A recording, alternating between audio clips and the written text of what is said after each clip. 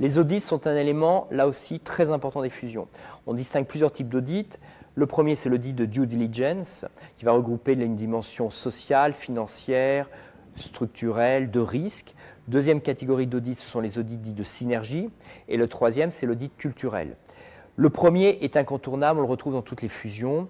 Le second, l'audit des synergies, est lui aussi incontournable. Il permet d'évaluer ce que va rapporter la fusion en termes de gains et d'économies d'échelle. Et le troisième est beaucoup plus rare, mais tente à se développer.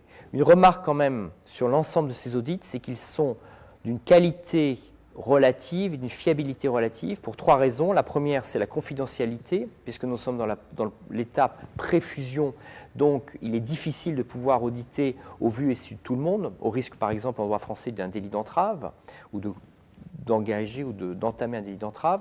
Le deuxième point, c'est que souvent les entreprises ont tendance à vouloir montrer la meilleure face de leur structure aux auditeurs. Et puis la troisième, que nous avons découvert dans l'enquête, c'est que souvent, les auditeurs, surtout quand ils sont internes à l'entreprise qui a décidé la fusion, n'osent pas trop remettre en cause la volonté stratégique du président de réaliser cette fusion. Donc on n'ose pas trop faire émerger des éléments qui risqueraient de bloquer ou retarder le projet de fusion tel que décidé par le président.